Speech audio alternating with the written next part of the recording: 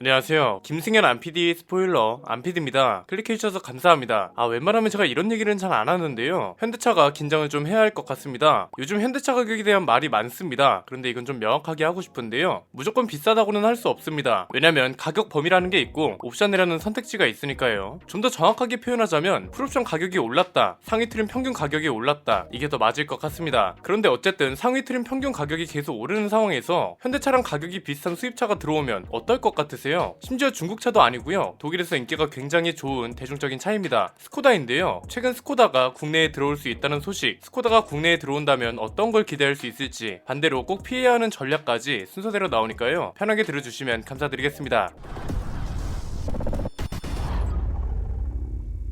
스코다, 자동차에 관심 있는 분들이라면 한 번쯤 들어보셨을 것 같습니다. 특히 탑기어 애청자라면 굉장히 익숙한 브랜드일 겁니다. 태생은 체코 브랜드인데 지금은 폭스바겐 그룹 산하에 있고요. 영국 같은 서유럽 국가랑 독일에서 인기 많은 브랜드 중 하나입니다. 그냥 쉽게 비유하면 우리나라에 벤비아 같은 프리미엄 브랜드가 있고 현대차 같은 대중 브랜드가 있잖아요. 독일에선 벤비아가 프리미엄 브랜드, 대중 브랜드로는 스코다랑 세아트가 대표적이라 보시면 됩니다. 최근에 스코다가 국내에 들어올 수 있다는 소식이 나왔는데 관련 얘기들은 크게 세 가지로 나눠서 설명할 수 있습니다. 첫 번째는 폭스바겐 그룹이 신차 출시 계획에서 나온 얘기라는 겁니다. 일단 폭스바겐 그룹이 국내에 신차를 22종이나 출시할 거라고 밝혔습니다. 이번에는 포부가 좀 남다르다고 느껴지는 게 아마 많은 분들이 눈치를 못 채셨을 겁니다. 원래 한국에 진출한 이름이 아우디 폭스바겐 코리아였거든요. 그런데 국내 진출 18년 만에 폭스바겐 그룹 코리아로 이름을 바꿨습니다. 이름을 바꿈과 동시에 신차 출시 계획을 발표한 거죠. 자, 일단 국내에 진출해 있는 폭스바겐 그룹 브랜드는 뭐가 있나요? 폭스바겐, 아우디, 람보르기니, 그리고 벤틀리가 있죠. 이 브랜드를 통해서 완전 신차 그리고 페이스리프트 모델까지 포함해서 총 22종이 나온다는 겁니다. 이 중에는 폭스바겐 ID4를 포함해서 전기차 5종도 포함되어 있다고 합니다. 브랜드별로 따져보면 폭스바겐은 일단 디젤을 버리고 가솔린하고 전기차에 주력하겠다고 합니다. 아마 디젤차만 출시하냐는 여론을 폭스바겐도 인지한 것 같네요. 아우디는 A3랑 Q4 e-tron을 포함한 전기차 4종을 출시할 예정입니다. 람보르기니는 신차 3종이 출시될 예정이고 한국에서 프리미엄 브랜드 입지를 더 강화할 거라고 합니다. 벤틀리도 포부가 남다릅니다. 출시 예정인 신차를 공개하진 않았는데 한국을 전세계 탑5 시장 중 하나로 만들겠다고 합니다. 두 번째는 신차만 나온다고 끝나는 게 아니라는 겁니다. 아예 새로운 브랜드가 한국에 진출할 수 있다는 이야기도 나왔습니다. 지금 폭스바겐 그룹 중에 국내에 진출하지 않은 대중 브랜드가 스코다랑 세아트가 대표적이었잖아요. 폭스바겐 코리아 사장이 뭐라고 했냐면 마케팅과 사업 개발팀을 새로 만들어서 한국 시장에 진출하지 않은 브랜드의 진출을 고려하고 있다. 그룹의 시너지를 내기 위해 브랜드 간 협력을 강화할 것이다. 이렇게 말했습니다. 그리고 차주들이 좋아할 만한 얘기도 했는데요. 디젤차 판매 비중도 줄이면서 배터리 전기차 100%를 향해 나아가겠다. 내연기관차는 전기차 전환을 연결해주는 다리 역할을 할 것이다. 이렇게 말했습니다. 전기차 중심으로 출시는 하되 가솔린차도 출시를 소홀히 하지 않겠다는 거죠. 세 번째는 일단 업계에서 예상하는 건 스코다인데요. 스코다가 국내에 진출하게 되면 성공할 수 있는 조건이 너무 많다는 겁니다. 브랜드의 실제적인 위치도 중요하지만 그 나라에서 어떤 브랜드가 어떤 마케팅을 펼치고 있고 그렇게 해서 어떤 이미지가 생겼는지도 중요하거든요. 폭스바겐은 사실 애매합니다. 대중 브랜드가 맞지만 국내에서는 벤츠랑 아우디보다는 아래인데 현대차보다는 그래도 고급스러운 브랜드, 약간 이런 식으로 통하죠. 그런데 스코다는 그렇지 않습니다. 완벽하게 대중 브랜드 노선으로 갈 수밖에 없습니다. 외신 기사만 검색해봐도 바로 나옵니다. 스코다랑 기아를 비교하는 기사죠. 심지어 라인업도 다양합니다. 해치백부터 세단, SUV까지 엄청 많습니다. 나열해볼까요? 시티고, 파비아, 슬라비아, 라피드, 스칼라, 옥타비아, 슈퍼브, 카록, 카믹, 코디악 GT, 에냐크, 쿠샤크 이렇게 있습니다. 물론 이 차들이 다 출시되지는 않을 겁니다. 대신 국내에 출시할 수 있는 선택지가 그만큼 많다는 거죠. 국내에는 세단이랑 SUV 중심으로 들어올 가능성이 높은 겁니다. 폭스바겐이랑 파워트레인과 플랫폼을 공유한다는 것도 장점 중 하나라 볼 수 있고요. 대중 브랜드면 어떤 경쟁력을 가져갈 수 있나요? 가격이죠. 굳이 우리가 기대하지 않아도 회사 입장에서 봐도 어쨌든 폭스바겐보다는 가격이 낮아야 할 겁니다. 그룹 내에서도 인지도와 위치가 다른데 당연히 급을 나눠야죠. 좀 더 현실적으로 얘기하자면 폭스바겐이 판매 간섭을 하면 안 될 겁니다. 지금 폭스바겐 대중 모델들 가격이 대략 3천만원 후반에서 5천만원 사이죠. 이렇게 되면 스코다는 3천만원 초반에서 4천만원 중반 사이로 가격이 책정되어야 한다는 말이 됩니다. 결국 이게 현실이 되면 현대차는 긴장할 수밖에 없습니다. 현대차도 지금 신차가 출시되면서 가격이 계속 오르고 있잖아요. 그런데 이 와중에 스코다가 라인업을 다양하게 가격은 폭스바겐 아래로 출시해버리면 수입차지만 현대차랑 직접 경쟁하는 브랜드가 되는 겁니다. 애매한 브랜드라면 기대도 안 했을 겁니다. 그런데 폭스바겐 그룹 산하에 있기 때문에 신차 출시도 수입도 나름 꾸준하고 그냥 냉정하게 말하자면 르노보다 더 낫습니다. 회사 규모라는 걸 절대 무시 못하거든요. 람보르기니랑 벤틀리 같은 프리미엄 브랜드는 특히 한국 시장이 계속 중요해지고 있기 때문에 그룹 차원에서 소홀히 할 수도 없을 겁니다. 이 대목에서 걱정되는 게 하나 떠오르실 겁니다. 폭스바겐 차들이 외관은 좋은데 실내가 별로라는 말도 나오잖아요. 요즘 나오는 스코다 실내를 찾아보니까 이렇다고 합니다. 신형 슈퍼브의 실내라고 합니다. 요즘 나오는 폭스바겐보다 더 고급스러운 것 같아서 이건 일단 안심해도 될 것 같네요. 그런데 사실 희망적인 이야기만 할 수는 없죠. 스코다든 세아트든 어쨌든 계획에 따라 들어올 텐데 저는 딱 세 가지만 피해줬으면 좋겠습니다.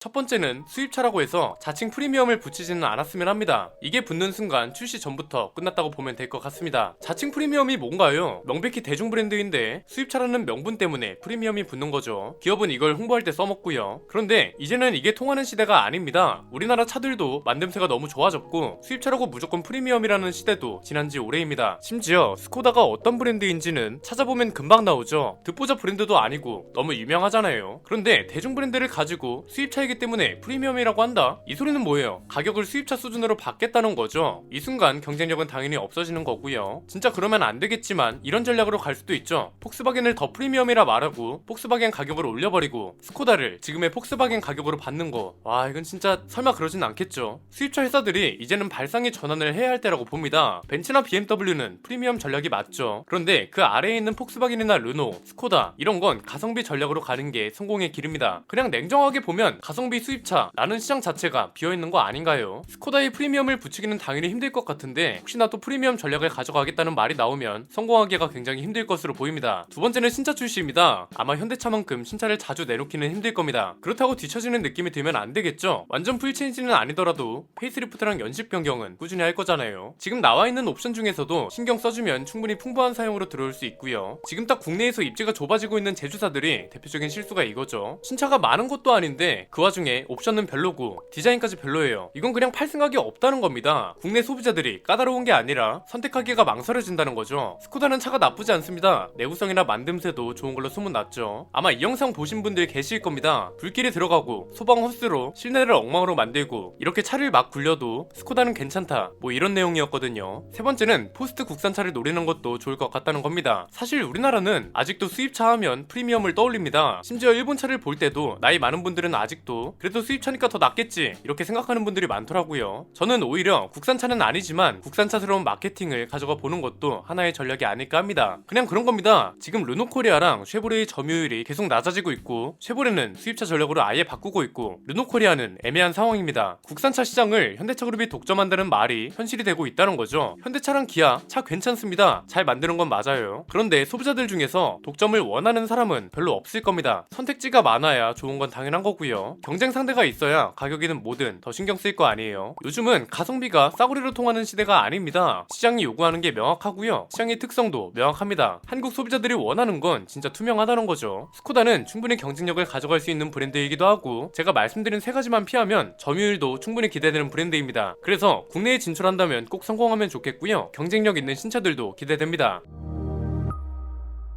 오늘 내용은 여기까지입니다. 앞으로 이런 기업 동향 이야기도 가장 유익하게 스포일러 해드릴 예정이니까요. 구독과 좋아요 알림 설정을 통해 가장 빠르게 받아보셨으면 좋겠습니다. 안PD의 자동차 백과 스코다 국내 진출 편이었습니다. 감사합니다.